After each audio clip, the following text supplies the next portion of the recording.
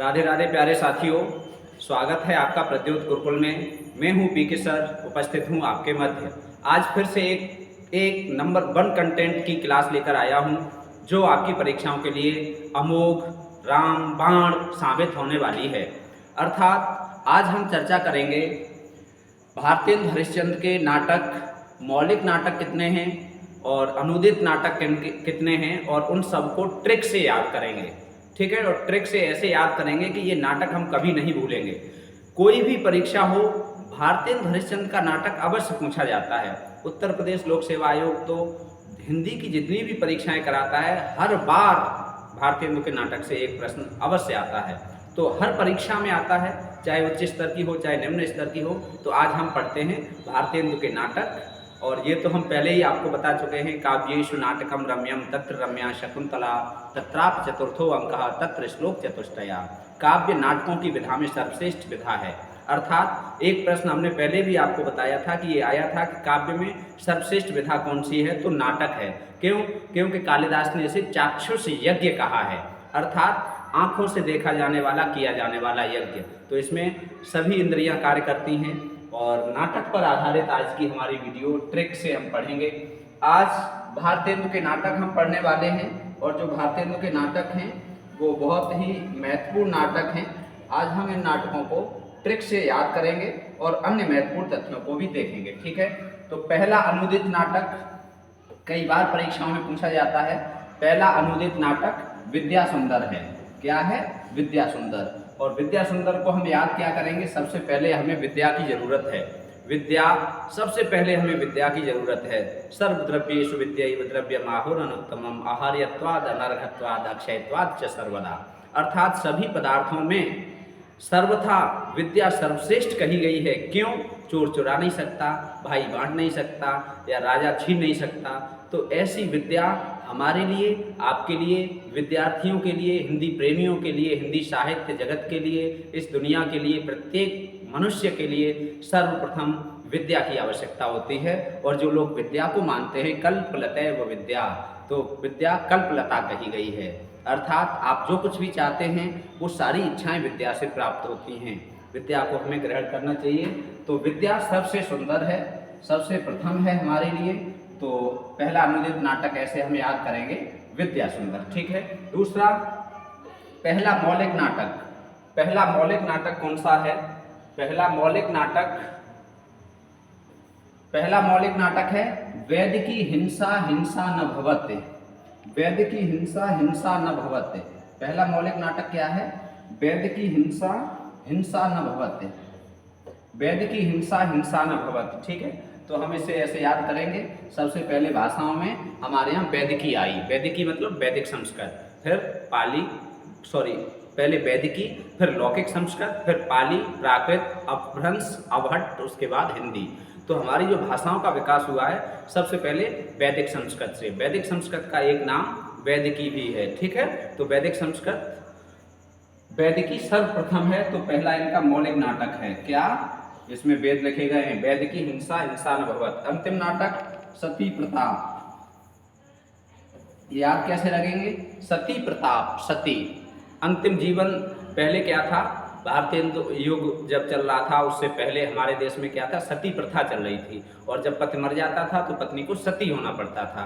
तो अंत में क्या होता था? उसका पूरा जीवन होने के बाद, और जब पति मर गया तो अंतिम स्थिति रहती थी सती होना। तो क्या हो गया? सती प्रताप। अंतिम नाटक, अंतिम नाटक क्या हो गया? सती प्रताप। ठीक है। हिंदी का ये जो सती प्रताप था अपूर्ण था, और राधा दास जो इनके फुफेरे भाई थे उन्होंने पूरा किया था। हिंदी का पहला राजनीतिक नाटक भारत दुर्दशा माना जाता है। ठीक है, राजनीति के कारण भारत की दुर्दशा हुई थी। भारत पर अंग्रेजों ने क्या किया था? शासन किया था। क्यों? क्योंकि हम आपस में एक नहीं थे। हमारे जो राजा थे, छोटे छोटे राजा थे, बड़े राजा थे, सब एक दूसरे में फूट के कारण एक दूसरे का अहित चाह रहे थे। तो राजनीति के कारण क्या हुआ? भारत की दुर्दशा। तो इनका पहला राजनीतिक नाटक हिंदी का भी माना जाता है भारत दुर्दशा। कुल नाटक इन्होंने 17 लिखे हैं। मौलिक माने जाते हैं 8 और अनुदित हैं 9। आइए देखते हैं मौलिक नाटकों की ट्रिक। ट्रिक बहुत प्यारी है, ट्रिक बहुत आसान है। ट्रिक है हिंसा के विष से प्रेमचंद्र चंद्र है, चंद नहीं, की दुर्दशा देखकर देवी अंधेरे में सती हो गई। बस हिंसा के विष से, कैसे? हिंसा के विष से प्रेमचंद की दुर्दशा देखकर देवी अंधेरे में सती हो गई। एक सरल सी लाइन है, बहुत सरल। हिंसा के विष से, हिंसा के विष से, बस एक यहाँ तक हम याद कर लेंगे। हिंसा के विष से प्रेमचंद की दुर्दशा देखकर देवी अंधेरे में सती हो गई। हिंसा के विष से प्रेमचंद की दुर्दशा देखकर देवी अंधेरे में सती हो गई। देवी अंधेरे में सती हो गई। सती कहाँ हुई? अंधेरे में। बस हिंसा के विष से, हिंसा के विष से प्रेमचंद की दुर्दशा देखकर, प्रेमचंद्र की दुर्दशा देखकर, मतलब जो चारों तरफ हिंसा हुई, उस हिंसा के विष से या हिंसा से प्रभावित होकर क्या हुआ?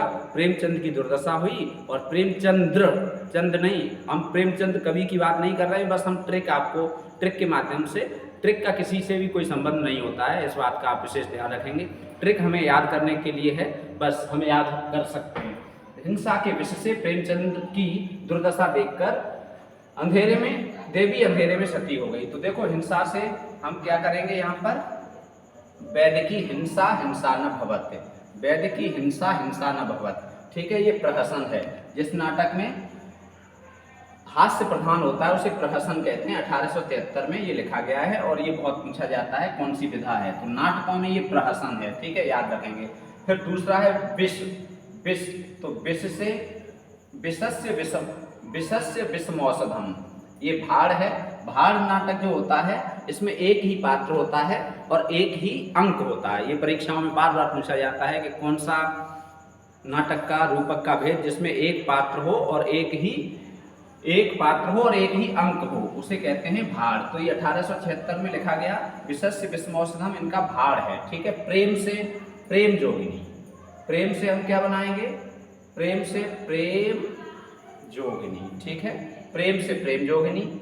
और चंद्र से, ये चंद्र है, चंद्र से हम क्या बनाएंगे? चंद्रावली। चंद्र से क्या बनाएंगे? चंद्रावली। ठीक है, दुर्दशा से, ये प्रेम जोगिनी नाटिका है, 1875 में लिखी गई, विधा पूछी जाती है, ये हमने लिख ली है। चंद्रावली भी नाटिका है। ठीक है, और ये जो दुर्दशा है इससे भारत दुर्दशा, दुर्दशा से हम क्या बनाएंगे? भारत दुर्दशा। वेरी इंपॉर्टेंट है, नाट्य रासक है। असिस्टेंट प्रोफेसर में पिछले वर्ष पूछा गया था कौन सी विधा है, तो नाट्य रासक है भारत दुर्दशा। इसे नाट्य रूपक भी कहते हैं। ठीक है, देवी से नील देवी, ये देवी है, देवी से क्या कहेंगे? नील देवी। और अंधेरे, अंधेरे से अंधेर नगरी, अंधेरे से अंधेर नगरी। और सती से सती प्रताप, ये हुए। सती से सती प्रताप, सती प्रताप ये नाटक है, अपूर्ण है। अभी अभी हमने आपको बताया था कि ये देखो सती कहाँ गया, ये है अंतिम नाटक है सती प्रताप। ठीक है, इनके फुफेरे भाई राधा कृष्णदास ने पूरा किया था बुआ के लड़के में। ठीक है, तो ये आसान सी ट्रिक है, इनकी हम ईयर भी याद रखेंगे। ये गीत रूपक है, नील देवी, अंधेर नगरी, प्रहसन है। प्रहसन का मतलब जिसमें हास्य प्रधान हो, इसकी विधा बहुत पूछी जाती है, इसकी ईयर भी पूछी जाती है। सती प्रताप 1883 नाटक है, ये अपूर्ण है। ठीक है, तो ये ट्रिक के माध्यम से आपको मौलिक नाटक याद हो गए होंगे। ट्रिक के माध्यम से आपको मौलिक नाटक याद हो गए होंगे। एक बार फिर से देखते हैं। हिंसा के विष से प्रेमचंद की दुर्दशा देखकर देवी अंधेरे में सती हो गई। हिंसा के विष से प्रेमचंद की दुर्दशा देखकर देवी अंधेरे में सती हो गई। तो हिंसा से वैदिकी हिंसा हिंसा न भवत, प्रहसन, विष से विषस्य विषमौषधम, भाड़, प्रेम से प्रेम जोगिनी नाटिका। ठीक, दुर्दशा से, चंद्र से चंद्रावली, ये अलग अलग हम करेंगे, प्रेम अलग चंद्र अलग। ठीक है, चंद्र से चंद्रावली नाटिका, दुर्दशा से भारत दुर्दशा नाट्यरासक, और उसके बाद देवी से नील देवी, देवी से नील देवी। ठीक है, ये भी क्या है? गीत रूपक। अंधेर नगरी से प्रहसन, जो अंधेर नगरी है प्रहसन है, अंधेरे से अंधेर नगरी, और सती से सती प्रताप। तो ये हो गए आपके मौलिक नाटक। बहुत ही आसान ट्रिक है, याद हो गए होंगे। आइए आगे देखते हैं। सुंदर अनुदित नाटक। अनुदित नाटक, सुंदर रत्नावली, पाखंड पर सुंदर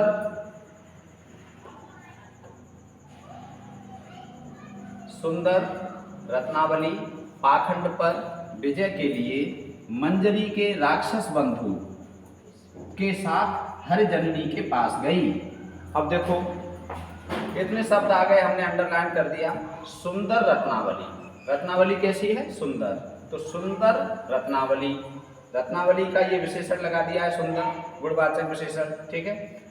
सुंदर रत्नावली पाखंड पर विजय के लिए, पाखंड उस समय बहुत चल रहे थे, आजकल भी चल रहे हैं, तो पाखंड पर विजय के लिए मंजरी के राक्षस बंधु, मंजरी उसकी सखी है रत्नावली की, उसका राक्षस बंधु मंजरी, चाहे स्थान मान लो चाहे सखी के राक्षस बंधु अर्थात उसका राक्षस भाई, उसके साथ हर जननी के पास गई। हर विष्णु के जननी माँ या हर के जननी जो हर जननी है उनके पास गई।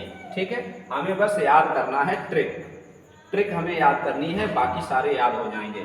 सुंदर रत्नावली पाखंड पर विजय के लिए, सुंदर रत्नावली पाखंड पर विजय के लिए, सुंदर रत्नावली पाखंड पर विजय के लिए मंजरी के राक्षस बंधु के साथ हरिजननी के घर गई या हरिजननी के पास गई या हरिजननी की शरण में गई। तो मंजरी के राक्षस बंधु के साथ हरिजननी की शरण में गई। ठीक, अब देखो सुंदर से विद्या सुंदर, ठीक, 1868। रत्नावली से रत्नावली 1868, ठीक। उसके बाद पाखंड से पाखंड विडंबन, पाखंड से क्या है? पाखंड विडंबन। उसके बाद विजय से क्या है? धनंजय विजय, धनंजय विजय, ठीक है। ये व्यापक व्यायोग है, ये रूपक है। मंजरी से कर्पूर मंजरी, मंजरी से क्या है? कर्पूर मंजरी, ठीक है। और राक्षस से मुद्रा राक्षस, राक्षस से क्या है? मुद्रा राक्षस।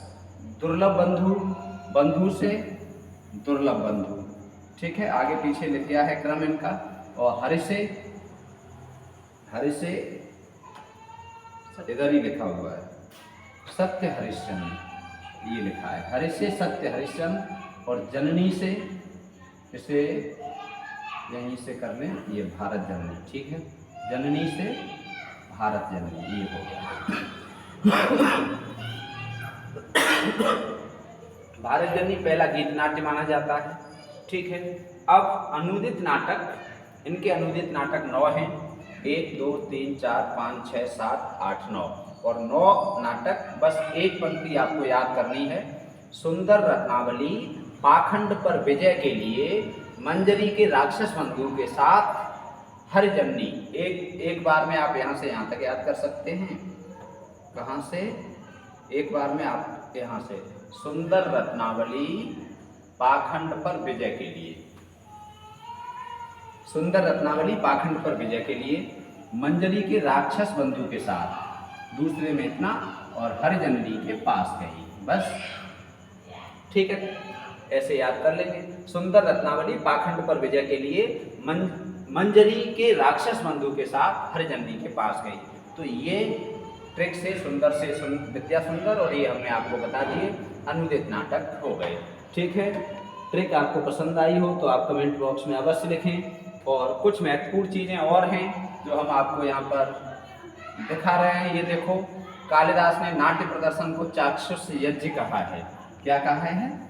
चाक्षुष यज्ञ। किसने कहा है? कालिदास ने। दूसरा, 1883 में नाटक, ये है, बहुत आता है परीक्षाओं में, वेरी वेरी इंपॉर्टेंट है, बार बार पूछा जाता है, नाटक के लेखक कौन है? तो नाटक, ये विधा भी पूछी जाती है। नाटक आलोचनात्मक एक विधा वो लिखा है इन्होंने, निबंध, जो 1883 में लिखा है, निबंध है, ठीक है, वेरी इंपॉर्टेंट। नाटक किसने लिखा है? भारतेंद्र हरिश्चंद्र ने। तदीय समाज, कविता वर्धिनी सभा और पेनी रीडिंग क्लब, इनकी स्थापना की थी भारतेंद्र जी ने, ठीक है। तदीय समाज की, कविता वर्धिनी सभा की और पेनी रीडिंग क्लब की स्थापना ये भारतेंद्र द्वारा की गई थी। कविवचन सुधा, हरिश्चंद्र मैगजीन और बाला बोधनी, ये इनके द्वारा संपादित पत्रिकाएं हैं, ठीक है। और ये मुख्यतः आप इसे याद रखेंगे, ये बालिकाओं के लिए या महिलाओं के लिए पत्रिका थी। कौन सी? बाला बोधनी। ठीक है, तो ये भारतेंदु हरिश्चंद्र और नाटक से संबंधित कुछ महत्वपूर्ण बातें हुई नाटक से संबंधित, और भारतेंदु हरिश्चंद्र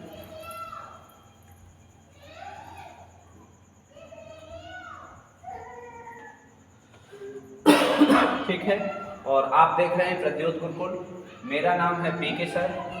ठीक है, MA Hindi, MA Sanskrit, MEd, NET education में हिंदी में 3 बार, जेआरएफ 2 बार, चयन प्राथमिक शिक्षक में उत्तर प्रदेश में, फिर टीजीटी में, टीजीटी 13, 11 और इसमें प्रथम रैंक, इसमें 11वीं रैंक। और कुछ साथी हमारा नाम पूछ रहे थे कि आपका सर नाम जान सकते हैं, तो आज हम आपको अपना नाम भी बताए दे रहे हैं। यदि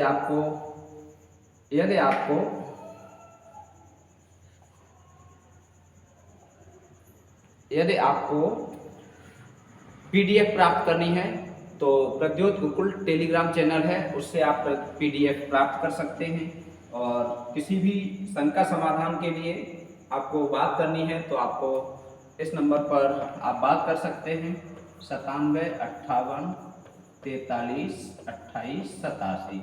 ठीक है, इस पर आप बात कर सकते हैं। और नाम है हमारा, आपको बता दें, प्रद्योतकर। नाम क्या है हमारा? प्रद्योतकर। ठीक, यहाँ से पी, यहाँ से के। प्रद्योत का अर्थ होता है, प्र उपसर्ग लगा है, द्योत से आगे। जहाँ भी इंटरव्यू में गए, माध्यमिक शिक्षा सेवा चयन बोर्ड में जितने बार इंटरव्यू दिया, तो जो इंटरव्यूअर थे उन्होंने पूछा नाम क्या है? प्रद्योतकर। अच्छा, इसका अर्थ क्या होता है? हर बार अर्थ पूछा गया तो प्र उपसर्ग लगा है द्योत से आगे। प्र का अर्थ होता है अधिक या आगे, द्योत का अर्थ होता है चमकने वाला। तो प्रद्योत का शाब्दिक अर्थ होता है सूर्य या अधिक चमकने वाला, और कर का अर्थ होता है किरण, सूर्य की किरण या अधिक चमकने वाली किरण। ठीक है, या प्रकाशित करने वाला, ऐसे कह सकते हैं। प्रद्योत कर का अर्थ क्या हुआ? प्रकाशित करने वाला या सूर्य की किरण। प्रद्योत सूर्य होता है। ठीक है, तो ये इस तरह से पीके सर। तो आपको वीडियो कैसी लगी? आप बहुत अच्छी कमेंट कर रहे हैं, बहुत अच्छा रेस्पॉन्स आपकी तरफ से मिल रहा है। आप ऐसे ही जुड़े रहिए, आप हमें भी थोड़ा सा सपोर्ट करते रहिए। निःशुल्क हम आपको नंबर 1 कंटेंट मिल रहा है। आपको कहीं भी आप पढ़िए, किसी भी कोचिंग संस्थान में पढ़िए, किसी भी ऑनलाइन चैनल पर पढ़िए, लेकिन हम अपनी गारंटी ले रहे हैं, हम अपना आपको विश्वास दिला रहे हैं कि यदि आप हमसे जुड़कर पढ़ेंगे तो आपको नंबर 1 कंटेंट मिलेगा, कम समय में मिलेगा, अच्छा मिलेगा, और आपकी परीक्षा में रामबाण का काम करेगा। क्यों? क्योंकि ये परीक्षाएं जो आप दे रहे हो, यूजीसी नेट हमने 3 बार क्वालिफाई किया है हिंदी में, यूजीसी नेट जेआरएफ 2 बार हमने किया है, तो इतना अनुभव है हमारा। टीजीटी और पीजीटी ये 3 बार क्वालिफाई किया है, इसमें फर्स्ट रैंक के साथ उत्तर प्रदेश में पहला स्थान आया है। तो जो हिंदी में हमने मेहनत की है, हिंदी में हमने परिश्रम किया है, हिंदी को हमने जिया है, और हिंदी आज भी हम हिंदी को जी रहे हैं, और हिंदी से बहुत हमारा स्नेह है, बहुत प्रेम है। तो हम चाहते हैं कि हिंदी प्रेमियों तक हम भी पहुँचें और अपनी बात कहें। एक हिंदी का छोटा सा विद्यार्थी आप सभी विद्यार्थियों, प्रबुद्ध विद्यार्थियों की जितनी भी हेल्प कर सकेगा तो खुशी, अपने हृदय में खुशी प्राप्त करेगा।